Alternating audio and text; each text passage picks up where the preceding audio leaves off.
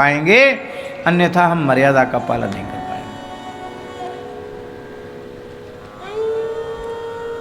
नरक का डर लगता है कि नहीं? भय मानते हैं कि नहीं मानते? देखा है नरक? नहीं देखा है, पर शास्त्र को मानते हैं। शास्त्रों में नरकों का वर्णन है, हम नरक को भी मानते हैं, स्वर्ग को भी मानते हैं। इसलिए डर करनी, डर परम गुरु, डर करनी में सार, खोजी डरे सो उबरे, गाफिल खावे मार। श्री खोजी जी महाराज तो कहते हैं कि डर करनी में सार, जो डरता है वो भवसागर से उबर जाता है, गाफिल खावे मार। हे प्रभु, मेरे हृदय में पिता का पुत्र के प्रति जैसा प्रेम होता है, ऐसा प्रेम आपके प्रति होना चाहिए। अब देखो, पुत्र प्रेम करे न करे, पर पिता प्रेम करता कि नहीं करता? माने हमें प्रेम की अपेक्षा न हो, हम आपसे प्रेम करें। आप हमसे प्रेम करो चाहे न करो, हम आपसे प्रेम करें। मित्र के प्रति जैसा विश्वास होता है, ऐसा विश्वास आपके प्रति करें। क्योंकि बिनु विश्वास भगति नहीं, तही बिन द्रवहि न राम। राम कृपा बिन सपने हूँ, जीवन लह विश्राम। बिना विश्वास के भक्ति होगी नहीं। और तुलसीदास जी का तो सिद्धांत है, भय बिन होए न प्रीति। भय बिन होए न प्रीति, भय के बिना प्रेम भी नहीं होगा, भय भी जरूरी है। हे भगवान, हमारा मन चारों ओर से शरीर संसार से अपनी वृत्ति को बटोर करके चातक का जैसे स्वाति जल से प्रेम होता है, ऐसा प्रेम आपसे करने लग जाए हमारा अंतःकरण, तो हम समझें कि आपने हमको अपना लिया। पुत्र के प्रति जैसा प्रेम, मित्र के प्रति जैसा विश्वास, राजा के प्रति जैसा भय, ऐसा प्रेम, ऐसा विश्वास, ऐसा भय आपके प्रति हो जाए, तो हम समझें कि आपने हमें अपना लिया, अंगीकार कर लिया। हे भगवान, अभी हमारा प्रेम शरीर से है, संसार से है, आपसे प्रेम है कहाँ? देखो, जब तक हम देह भाव में स्थित रहेंगे, तब तक सम्मान अपमान का बोध बना ही रहेगा। तब तक सम्मान अपमान के बोध से हम ऊपर नहीं उठ सकते। हानि लाभ जय पराजय, इससे ऊपर नहीं उठ सकते। तब तक हमारे जीवन में विषमता रहेगी, तब तक हमारे जीवन में समता नहीं आ सकती।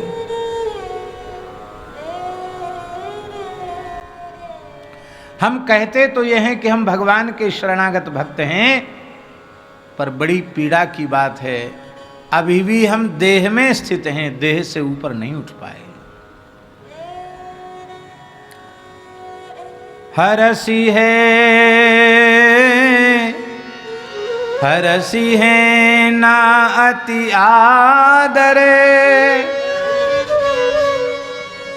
अत्यंत आदर करने पर भी मुझे हर्ष न होगा।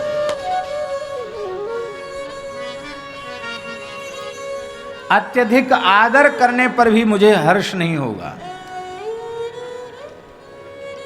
होता ऐसा ही है, हमारा जितना अधिक आदर किया जाए उतना अधिक हमें हर्ष होता है। पर हमारे गुरुदेव भक्तमाली जी ऐसे थे कि जहाँ वे गए और जहाँ उनका विशेष आदर हो गया, विशेष लोगों ने ध्यान दिया, आदर सम्मान दिया, वहाँ फिर दोबारा जाते ही नहीं। और जहाँ जाने पर उनको कोई पूछे नहीं, उनकी उपेक्षा हो, इतनी उपेक्षा हो को आसन रखने तक की जगह ना हो, वहाँ महाराज जी सबसे अधिक प्रसन्न रहते। दास को उनके साथ चलने पर अनुभव है, सीधे साधे महात्माओं के साथ प्रायः अच्छे लोग भी छल कर देते हैं। नाम नहीं लेंगे जगह का, एक महात्मा का बड़ा यज्ञ था, महाराज जी को बुलाया,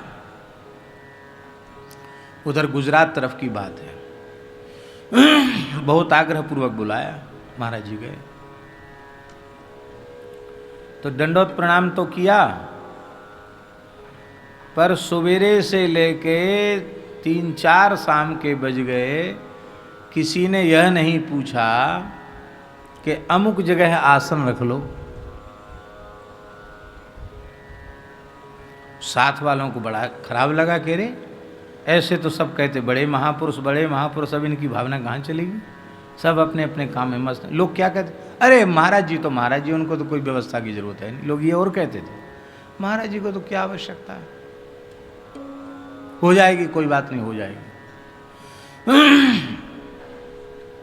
महाराज जी ने बढ़िया से, बड़ा पंडाल था, उसमें मेला जैसी भीड़ थी, एक बल्ली के सहारे अपने टाट खोल दिया, वहीं अपने छोटा सा आसन बना के वहीं बैठ गए। टैंकर में पानी रहता है, उसी में नल फिट होते हैं बड़े मेलों में, उसी में अपने नहाए धोए मैदान चले गए, और जो भीड़ में बट रहा था बाल भोग वगैरह, उसी को लेकर के अपने आराम से प्रेम से पा लिया।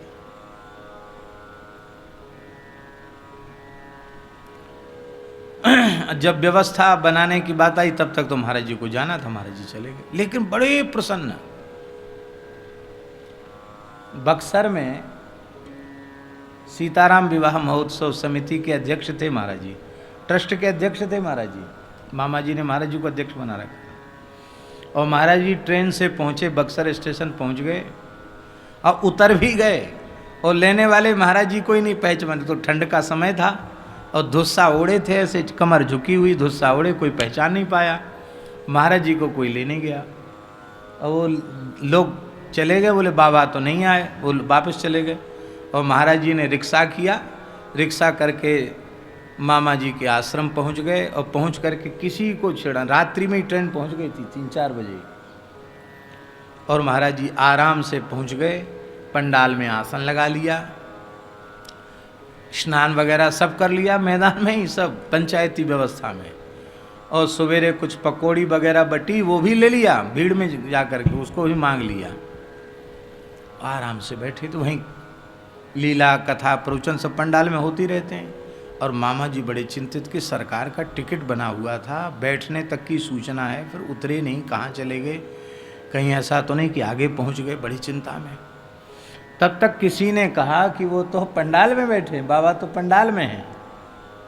तो मामा जी आए, अपनी लठिया पटक करके उन्होंने साष्टांग प्रणाम, सरकार आप यहाँ? बोले हाँ, बहुत मौज में हैं, बहुत आनंद, हमारी चिंता की आवश्यकता नहीं है, विशिष्ट लोगों की व्यवस्था करो, हम तो अपने घर में आए हैं।